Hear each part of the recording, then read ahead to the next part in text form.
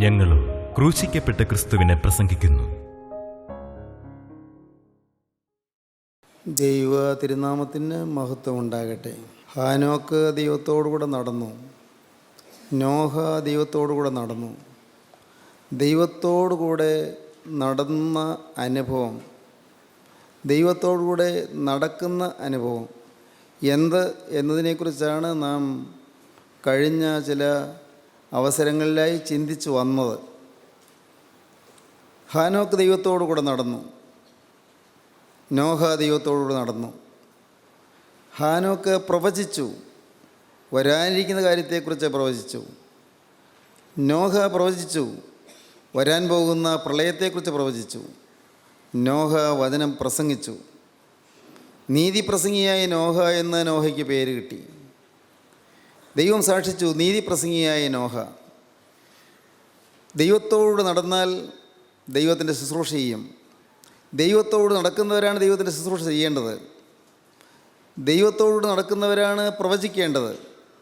ദൈവത്തോട് നടക്കുന്നവരാണ് തിരുവചനം പ്രസംഗിക്കേണ്ടത്. ദൈവത്തോട് നടക്കുന്നവരാണ് ദൈവത്തിൻ്റെ വചനം ജനത്തിന് പറഞ്ഞു കൊടുക്കേണ്ടത്. ദൈവത്തോട് നടക്കുന്നവരാണ് വരാനിരിക്കുന്ന ന്യായവിധിയെക്കുറിച്ചുള്ള മുന്നറിയിപ്പുകൾ നൽകേണ്ടത്. ഹാനോക്ക് ദൈവത്തോടുകൂടെ നടന്നു. നോഹ ദൈവത്തോടുകൂടെ നടന്നു. എങ്ങനെയാണ് ദൈവത്തോട് നടക്കുക എന്നതിനെക്കുറിച്ച് വ്യക്തമായി പ്രതിപാദിക്കുന്ന ഒരു പുസ്തകം തന്നെ വേദപുസ്തകത്തിലുണ്ട് എന്ന് നാം ചിന്തിക്കുകയുണ്ടായി. അത് അപ്പോസ്തലനായ പൗലോസ് എഫെസ്യർക്ക് എഴുതിയ ലേഖനമാണ്. റോമൻ കാരാഗൃഹത്തിൽ കിടന്നുകൊണ്ട് പൗലോസ് ശ്ലീഹ എഫെസ്യർക്ക് ലേഖനം എഴുതി, എങ്ങനെ ദൈവത്തോട് നടക്കാം. കാരാഗൃഹത്തിൽ ബന്ധനത്തിൽ കിടക്കുമ്പോഴും ദൈവത്തോടുകൂടി ആയിരുന്നു. ദൈവത്തോടുകൂടെ നടക്കുകയായിരുന്നു. ആത്മാവ് ദൈവത്തോടുകൂടെ നടക്കുകയായിരുന്നു. ജയിലറയിലായിരുന്നു പൗലോസ് ശ്ലീഹ. റോമൻ കാരാഗൃഹത്തിൻ്റെ ഇരുമ്പഴിക്കുള്ളിലായിരുന്നു പൗലോസ് ശ്ലീഹ. പക്ഷേ ദൈവത്തോടുകൂടെ നടന്നു. ദൈവത്തോടുകൂടി ആയിരുന്നു. അന്നും ജനത്തിന് തിരുവചനം പറഞ്ഞു കൊടുത്തു. എഫേസോസിലെ വിശ്വാസികൾക്ക്, എഫേസോസിലെ വിശുദ്ധന്മാർക്ക് അപ്പോസ്തലനായ പൗലോസ് ദൈവവചനം പറഞ്ഞു കൊടുത്തു. എങ്ങനെ ദൈവത്തോട് നടക്കാം? നാം 4 കാര്യങ്ങളാണ് അന്ന് ചിന്തിക്കാൻ തുടങ്ങിയത്. ഒന്നാമത്തെ കാര്യം, വാക്ക് ഇൻ യൂണിറ്റി, ഐക്യത്തിൽ നടപ്പിൻ. ദൈവമക്കൾ തമ്മിലുള്ളതായ ഐക്യത്തിൽ നടക്കുന്നുവെങ്കിൽ ദൈവത്തോട് നടക്കുന്നു.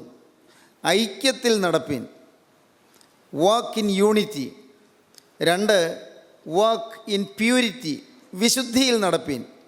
ദൈവത്തോട് നടക്കുന്നു എങ്കിൽ വിശുദ്ധിയിൽ നടക്കും, വിശുദ്ധരായിരിക്കും. ദൈവത്തോട് നടക്കുന്നവരെ വിശുദ്ധിയിൽ നടക്കുന്നവരാണ്. Walk in unity, walk in purity. 3, walk in harmony. സാമഞ്ജസ്യത്തിൽ നടക്കുക, സംയോജ്യതയിൽ നടക്കുക, മുഴുവനായി ചേർന്നിഴുകുന്ന ആന്തരിക സ്നേഹത്തിൻ്റെ അനുഭവത്തിൽ നടക്കുക, വാക്ക് ഇൻ ഹാർമണി.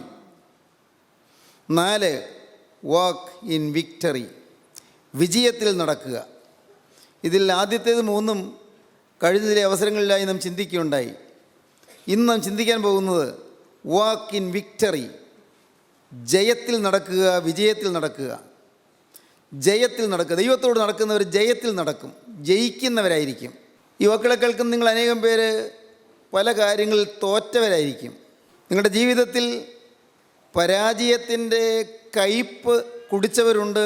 ഈ വാക്കുകളെ കേൾക്കുന്നവർ പല കാര്യങ്ങളിൽ പരാജയപ്പെട്ടവരാണ്. മാനസികമായ അസ്വസ്ഥത കൊണ്ട് പരാജയത്തിൻ്റെ കയ്പുറ്റ അനുഭവത്തിൽ വലയുകയും ജീവിതമാകെ നിരാശാഭരിതമായി പോവുകയും ചെയ്തവർ ഈ വാക്കുകളെ കേൾക്കുന്നുണ്ടാകും. പരീക്ഷകളിൽ തോറ്റവരുണ്ട്, ജോലിസ്ഥലത്ത് തോറ്റവരുണ്ട്, പ്രവർത്തന രംഗങ്ങളിൽ തോറ്റവരുണ്ട്, പണമിടപാടുകളിൽ തോറ്റവരുണ്ട്, തൊഴിലിൽ തോറ്റവരുണ്ട്,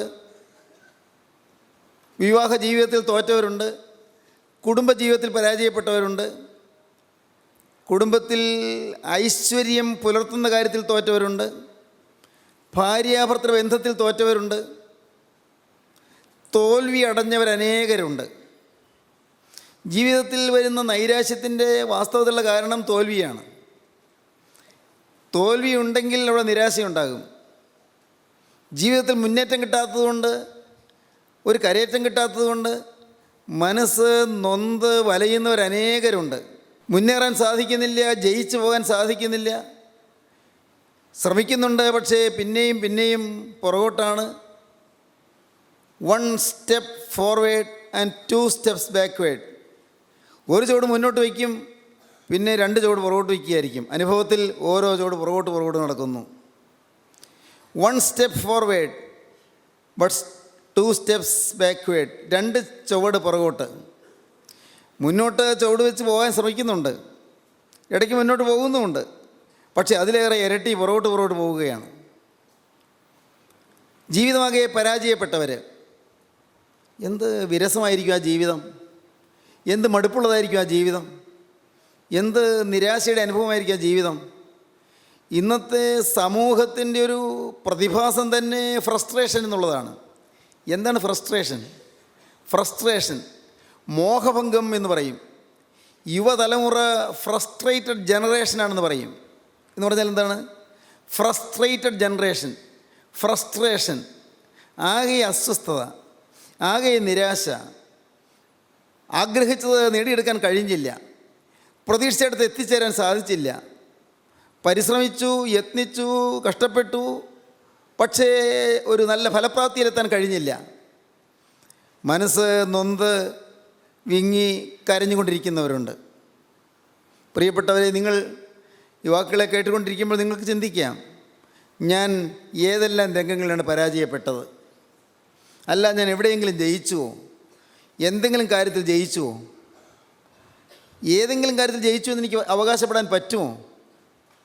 നാം വാസ്തവമായി നമ്മുടെ ജീവിതത്തെ ഒന്ന് തെളിഞ്ഞ കാഴ്ചപ്പാടിലൂടെ കാണാൻ കഴിഞ്ഞാൽ നാം മനസ്സിലാക്കും, നാം തോറ്റവരാണ്. ഒരല്പം പോലും ജയിക്കാൻ കഴിഞ്ഞില്ല.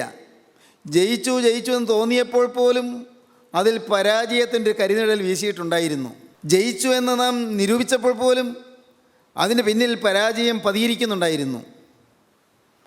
ജയിച്ചു എന്ന് നാം ചിന്തിച്ചപ്പോൾ പോലും അഹങ്കാരത്തിൻ്റെ ഒരു ഗർവമോ, അഹങ്കാരത്തിൻ്റെ ഒരു ഏറ്റവും ഹീനമായ ഒരു മനോഗതിയോ നമ്മുടെ ഹൃദയത്തിൽ പാകി കിടക്കുന്നുണ്ടായിരുന്നിരിക്കും.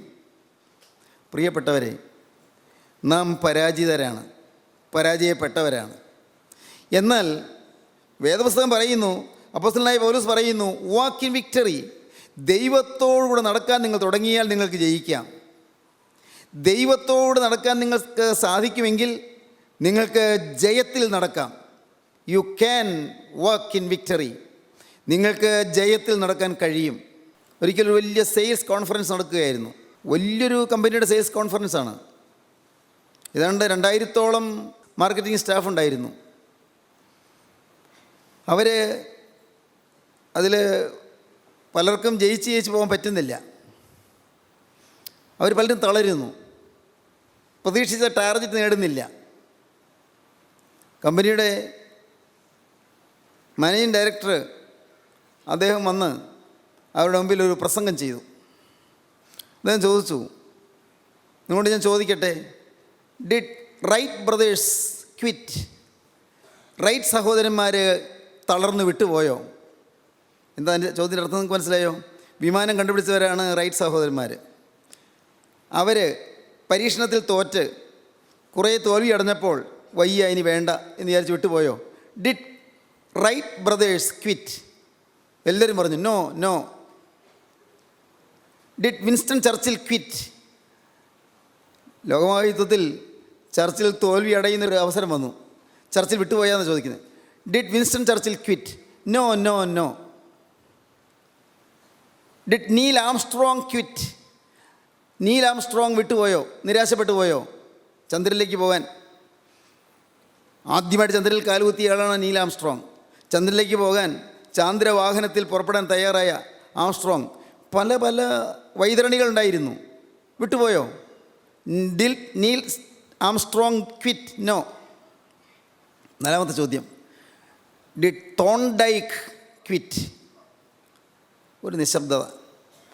ഈ 12,000 പേര് സെയിൽസ് പേഴ്സണിൽ ഇരിക്കുന്നിടത്ത് ഒരു നിശബ്ദത. എല്ലാവരും മുഖത്തോട് നോക്കുക.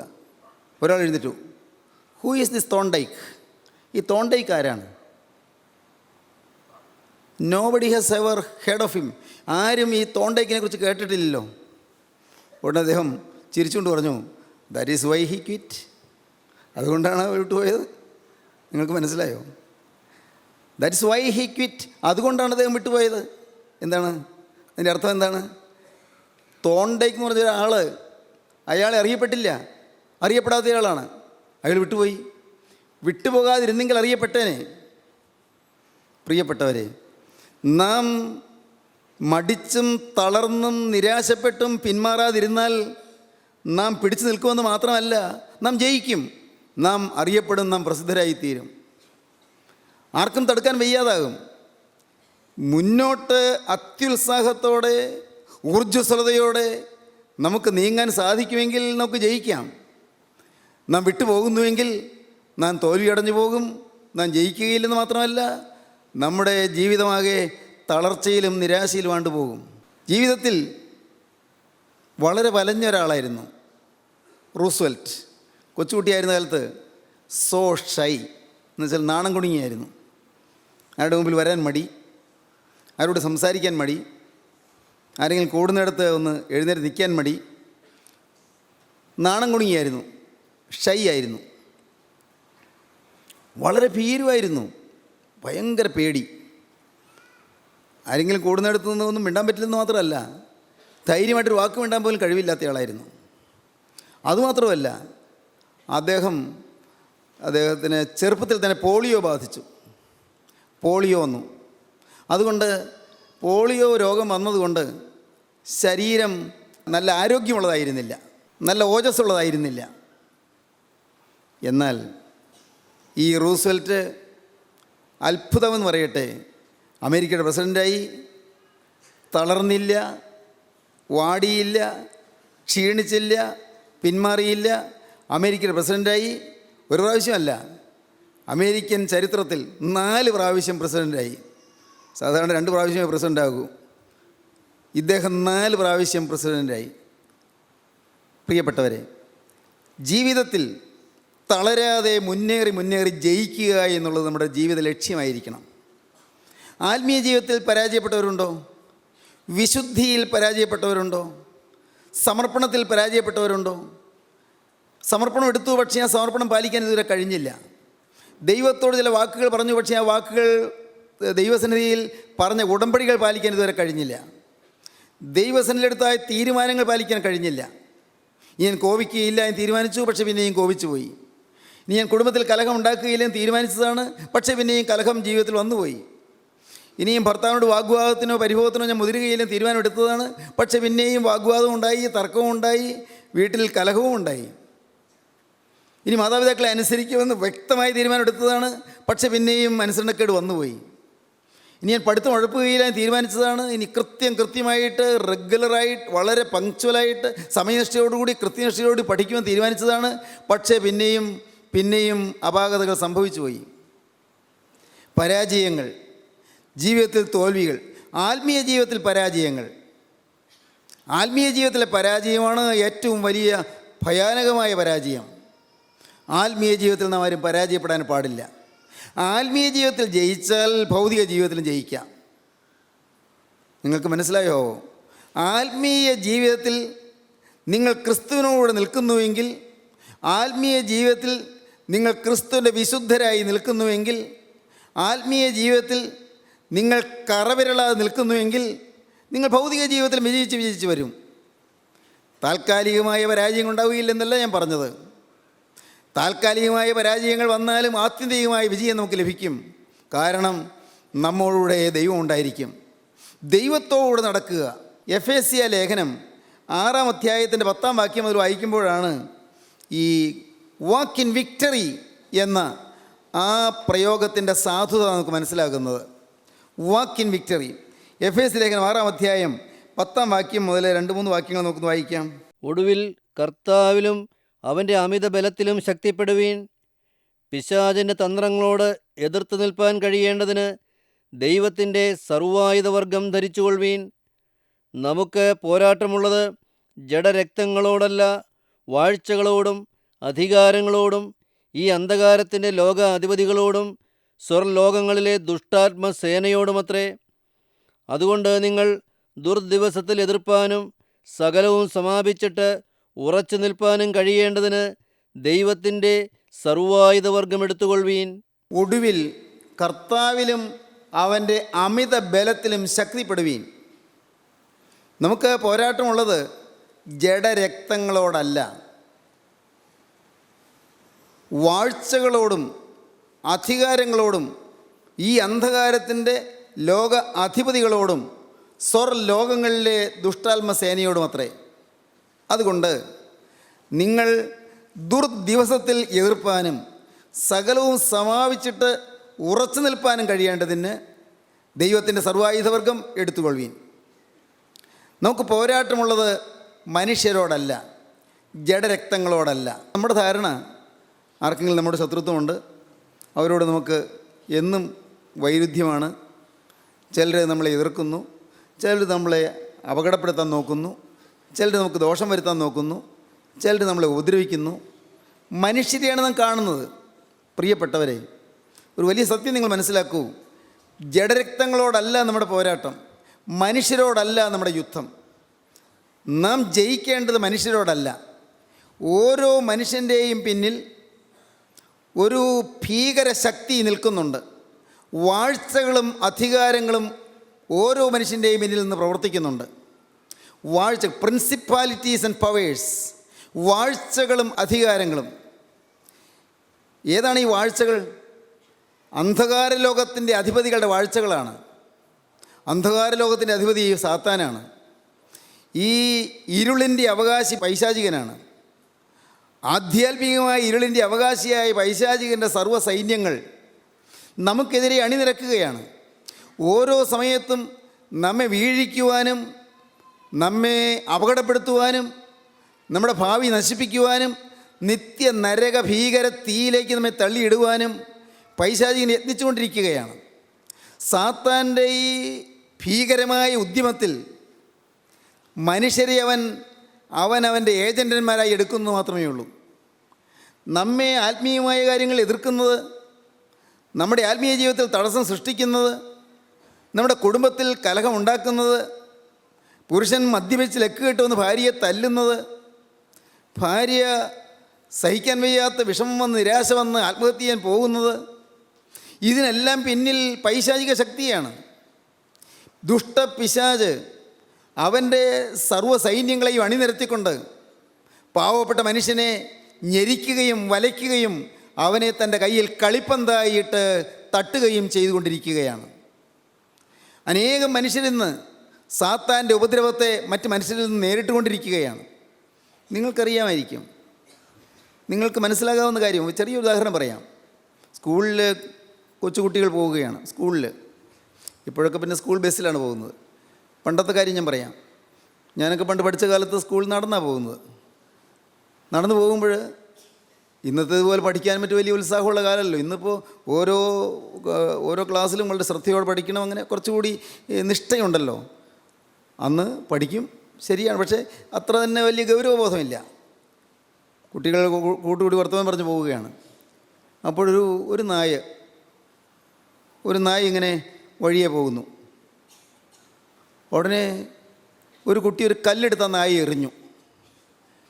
കല്ല് നായയുടെ ദേഹത്ത് കൊണ്ടപ്പോൾ നല്ലപോലെ നൊന്തു. നായ ആ കല്ലെടുത്ത് കടിക്കുന്നു, കല്ലിനെ ചാടി കടിക്കുന്നു. കല്ലെന്ത് ചെയ്തു? ഈ കുട്ടി എറിഞ്ഞതുകൊണ്ടല്ലേ കല്ല് ചെന്നത്. പക്ഷേ എറിഞ്ഞ കുട്ടിയല്ല നായി കാണുന്നത്. നായി കാണുന്നത് ആ കല്ലിനെയാണ്. കല്ലിനോടാണ് നായിൻ്റെ പരാക്രമം. കല്ലിനെ കയറി കടിക്കുന്നു. ഇതൊരു വെറും ലളിതമായ ഉദാഹരണമാണ്. നമ്മുടെ നേരെ എറിഞ്ഞു വരുന്നത് ചില കല്ലുകൾ, അത് ഒരുത്തിന് എറിഞ്ഞത് കൊണ്ടാണ് വരുന്നത്.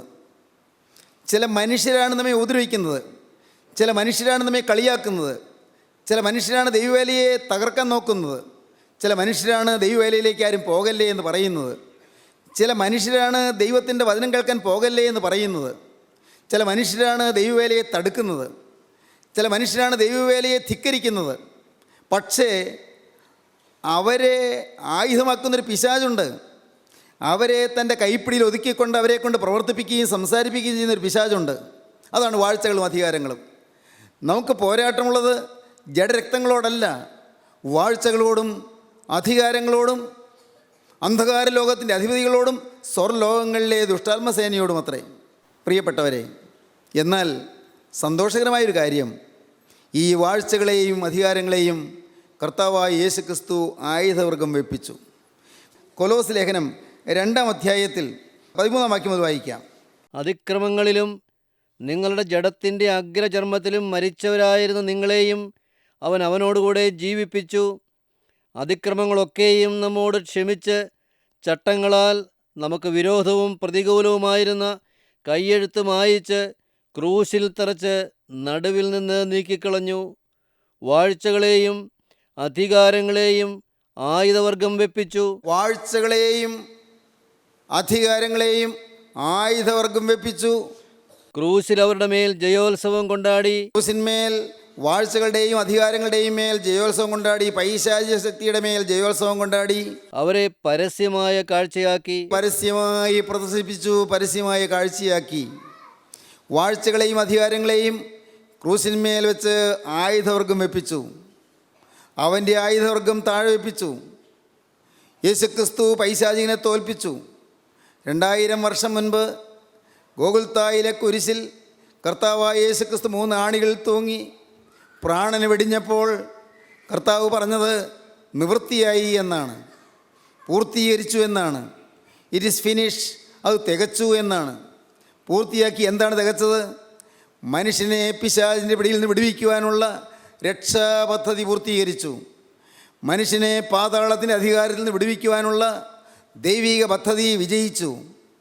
മനുഷ്യനെ പാപത്തിൻ്റെ ഭീകരമായ ഉരുക്കുമുഷ്ടിയിൽ നിന്ന് വിടുവിക്കുവാനുള്ള യേശുക്രിസ്തുവിൻ്റെ പദ്ധതിയുടെ വിജയമാണ് കുരിശിന്മേൽ കണ്ടത്.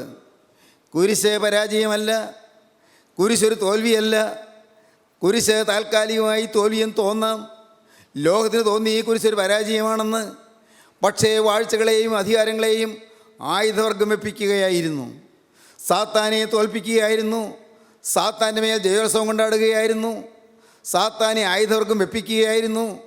അവനെ തോൽപ്പിച്ച് കുരിശിന്മേൽ തറച്ച് പരസ്യമായ കാഴ്ചയാക്കുകയായിരുന്നു. എന്താണ് കുരിശിന്മേൽ തറച്ചത്? സാത്താൻ നമുക്കെതിരായി അണിനിരത്തിയതായ കുറേയേറെ പാപത്തിന് ചീട്ടുണ്ടായിരുന്നു. നമ്മുടെ നേരെ പിശാച് ആരോപിച്ചു തരുന്നതായ, ആരോപണം പറഞ്ഞതായ കുറേയേറെ പാപത്തിൻ്റെ ചീട്ടുകളുണ്ടായിരുന്നു. പാവച്ചീട്ട്, കടച്ചീട്ടുണ്ടായിരുന്നു. പാപത്തിൻ്റെയും കടത്തിൻ്റെയും ചീട്ട് അത് കർത്താവായ യേശുക്രിസ്തു സാത്താൻ്റെ കയ്യിൽ നിന്നിങ്ങോട്ട് പിടിച്ചു മേടിച്ചു. സാത്താനെ തോൽപ്പിച്ചിട്ട് അവൻ്റെ കയ്യിൽ നിന്ന് പാപത്തിൻ്റെയും കടത്തിൻ്റെയും ചീട്ട്, നമ്മുടെ ഓരോരുത്തരുടെയും പാപത്തിൻ്റെയും കടത്തിൻ്റെയും ചീട്ട് യേശുക്രിസ്തു വാങ്ങിയിട്ട് അത് യേശുക്രിസ്തു കുരിശിന്മേൽ തറച്ച് സാത്താനെ തോൽപ്പിച്ച് പരസ്യമായ കാഴ്ചയാക്കി. അങ്ങനെ ക്രൂശിൽ വെച്ച് സാത്താൻ്റെ മേൽ ജയോത്സവം കൊണ്ടാടി. ദൈവത്തിന് സ്തോത്രം. ഇത് അനുഭവിക്കുന്നവരാണ് ദൈവത്തോട് നടക്കുന്നവർ, പാപത്തിൻ്റെ മേൽ ജയം നേടുന്നവർ, പൈശാചിൻ്റെ മേൽ ജയം നേടുന്നവർ, സാത്താന്യ ശക്തിയുടെ മേൽ ജയം നേടുന്നവർ. അപ്പോസ്തലനായ പൗലോസ് റോമർക്ക് എഴുതിയ ലേഖനം 8-ാം അധ്യായത്തിൻ്റെ അവസാന ഭാഗത്ത് പറയും, നാമോ നമ്മെ സ്നേഹിച്ചൻ മുഖാന്തിരം ഇതിലൊക്കെയും പൂർണ്ണജയം പ്രാപിക്കുന്നു. മരണത്തിനോ ജീവനോ ദൂതന്മാർക്കോ വാഴ്ചകൾക്കോ അധികാരങ്ങൾക്കോ ഇപ്പോൾ ഉള്ളതിനോ വരുവാനുള്ളതിനോ ഉയരത്തിനോ ആഴത്തിനോ മറ്റ് യാതൊരു സൃഷ്ടിക്കോ നമ്മുടെ കർത്താവായ യേശുക്രിസ്തുവിലുള്ള ദൈവസ്നേഹത്തിൽ നിന്ന് നമ്മെ വേർപിരിപ്പാൻ കഴിയുകയില്ല എന്ന് ഞാൻ ഉറച്ചിരിക്കുന്നു. ദൈവത്തിന് സ്തോത്രം. എന്തൊരു ധൈര്യമാണ്! അതാണ് ജയം. വാഴ്ചകളും അധികാരങ്ങളും ഒന്നും എന്നെ ഇനി തോൽപ്പിക്കുകയില്ല. പൈശാചിക ശക്തി എന്നെ തൊടുകയില്ല. ദുഷ്ടപിശാചിനെ എന്നെ തൊടാൻ സാധിക്കുകയില്ല. ഞാൻ യേശുവിൻ്റെ വകയായി കഴിഞ്ഞിരിക്കുന്നു. യേശുവിൻ്റെ വിലയ്ക്ക് വാങ്ങിയിരിക്കുന്നു. എൻ്റെ മേൽ യേശുവിൻ്റെ തിരുനിണം ചാർത്തിയിരിക്കുന്നു. തിരുരക്തത്തിൻ്റെ മുദ്ര എൻ്റെ മേൽ അണിയിച്ചിരിക്കുന്നു. യേശു തിരുരക്തത്താൽ എന്നെ വിടുവിച്ചിരിക്കുന്നു. അവൻ്റെ ചങ്കിലെ ചോരയാൽ എന്നെ വിടുവിച്ചിരിക്കുന്നു. ക്രിസ്തുവിൻ്റെ തെങ്കിലെ ചോരയാൽ എൻ്റെ പാപങ്ങൾ കഴുകിയിരിക്കുന്നു. ഞാൻ യേശുവിൻ്റെ വകയായിരിക്കുന്നു. ഈ ഉറപ്പ് നാം പ്രാപിക്കുമ്പോഴാണ് നാം ജയഭേരി മുഴക്കുന്നത്. നാം യേശുവിൻ്റെ കൂടെ നടക്കുന്നു, നാം ക്രിസ്തുവിൻ്റെ കൂടെ നടക്കുന്നു. ക്രിസ്തുവിൻ്റെ കൂടെ നടക്കുന്നവർ ജയമുള്ളവരായി നടക്കുന്നു. വാക്ക് ഇൻ വിക്ടറി, ജയത്തിൽ നടക്കും. ജയത്തിൽ നടപ്പാൻ ദൈവം നമ്മെ വിളിക്കുന്നു. പ്രിയപ്പെട്ടവരെ, നാളുകളായി വിവിധ രംഗങ്ങളിൽ പരാജയപ്പെട്ടവർ, കുടുംബജീവിതത്തിൽ പരാജയപ്പെട്ടവർ, ഭാര്യാഭർത്തൃ ബന്ധത്തിൽ പരാജയപ്പെട്ടവർ, കുടുംബ സ്നേഹത്തിൽ പരാജയപ്പെട്ടവർ, സ്നേഹോഷ്മളമായ ജീവിതത്തിൻ്റെ കാര്യത്തിൽ പരാജയപ്പെട്ടവർ, അങ്ങനെ പരാജയം അടഞ്ഞവർ, ബിസിനസ്സിൽ പരാജയപ്പെട്ടവർ, എല്ലാ രംഗങ്ങളിലും പരാജയപ്പെട്ടവർ, തൊഴിൽ മേഖലകളിൽ പരാജയപ്പെട്ടവർ, പരീക്ഷകളിൽ പരാജയപ്പെട്ടവർ, വിദ്യാഭ്യാസത്തിൽ പരാജയപ്പെട്ടവർ, ഇങ്ങനെ വിവിധ രംഗങ്ങളിൽ പരാജയപ്പെട്ടവർ, ഇന്ന് ഈ വാക്കുകളെ കേൾക്കുമ്പോൾ നിങ്ങൾ ക്രൂസിലേക്ക് നോക്കുവീൻ, അവിടെ ജയമുണ്ട്. നിങ്ങൾ ക്രൂസിനെ ഏറ്റുവാങ്ങുവീൻ, അവിടെ ജയമുണ്ട്. ക്രൂശിക്കപ്പെട്ട ക്രിസ്തുവിനെ നിങ്ങൾ ഹൃദയത്തിലേക്ക് സ്വീകരിപ്പീൻ, അവിടെ ജയമുണ്ട്. യേശുവിനോട് നിങ്ങൾക്ക് നടക്കാം. യേശുവിൽ കൂടി നിങ്ങൾക്ക് ഒരു ജീവിത വിജയം നേടാം. യേശുവിൽ കൂടി നിങ്ങൾക്ക് കോൺഖർ ചെയ്യാം പൈശാചികനെ. നിങ്ങൾക്ക് സാത്താനെ ജയിച്ചടക്കാം. നിങ്ങൾക്ക് ജീവിത വിജയം നേടാം. നിങ്ങൾ സമൂഹത്തിനും ലോകത്തിനും ഒരു അത്ഭുത വിഷയമായി തീരും. ലോകം നിങ്ങളെ കണ്ട് അതിശയിക്കും. തലമുറകൾ നിങ്ങളെ കണ്ട് അവർ ആശ്വാസം പ്രാപിക്കുക മാത്രമല്ല, അവർ ആവേശം അനുഭവിക്കും. അനേകം തലമുറകളെ ആവേശം കൊള്ളിക്കുന്ന ആത്മീയ അനുഭവങ്ങൾ നിങ്ങൾ നേടും. നിങ്ങൾ മൂലം തലമുറകൾ അനുഗ്രഹിക്കപ്പെടും. നിങ്ങൾ മൂലം നിങ്ങളുടെ മക്കളും മക്കൾ അനുഗ്രഹിക്കപ്പെടും. നിങ്ങൾ മൂലം അനേകൻ അനുഗ്രഹിക്കപ്പെടും. അങ്ങനെ ജീവിതത്തിൻ്റെ സൗഭാഗ്യത്തിലേക്ക് ക്രിസ്തു നമ്മെ ക്ഷണിക്കുകയാണ്. വരുവീൻ പ്രിയപ്പെട്ടവരെ, വരുവീൻ, ക്രിസ്തുവിൻ്റെ സ്നേഹത്തെ സ്വീകരിപ്പീൻ, ക്രിസ്തുവിനായി വേർതിരിപ്പീൻ, ക്രിസ്തുവിനോട് വാക്ക് പറയുവീൻ. യേശുവേ, ഇതുവരെയും പരാജയപ്പെട്ട എൻ്റെ ജീവിതം ഞാനിതാ കുരിശിൻ ചൂടിൽ അടിയറ വയ്ക്കുന്നു. എന്നെ ജയിപ്പിക്കണമേ, എന്നെ വിജയത്തിലേക്ക് നയിക്കണമേ, എനിക്ക് സമാധാനം നൽകണമേ, എന്നെ തൊടണമേ, എന്നെ അനുഗ്രഹിക്കണമേ, എന്നെ അവിടെ തിരുമാറിൽ അണയ്ക്കണമേ, തിരുവിലാവിൽ ഒളിപ്പിക്കണമേ, തിരുനാമത്തിൽ കൂടി മഹത്വപ്പെടുത്തണമേ എന്നൊക്കെ പ്രാർത്ഥിക്കാം. കരുണയുള്ള കർത്താവേ, ഈ നല്ല സമയത്തിനായി ഞങ്ങളിതിനെ സ്തുതിക്കുന്നു. ജീവൻ്റെ അരുളപ്പാടുകൾക്കായി ഞങ്ങളിതിനെ സ്തുതിക്കുന്നു. ജയം തരുന്ന ക്രൂസിലെ സ്നേഹത്തിനായി ഞങ്ങളിതിനെ സ്തുതിക്കുന്നു. പരാജയപ്പെട്ടവരെ ജയിപ്പിക്കുന്ന ക്രൂസിലെ സ്നേഹത്തിനായി ഞങ്ങളിതിനെ സ്തുതിക്കുന്നു. എല്ലാവരെയും അനുഗ്രഹിക്കണമേ. വചനം കേട്ട എല്ലാവരുടെ മേൽ സമാധാനം അയക്കണമേ. യേശു ക്രിസ്തുവിൻ്റെ അത്ഭുത നാമത്തിൽ തന്നെ. ആമീൻ. ഹല്ലേലൂയ.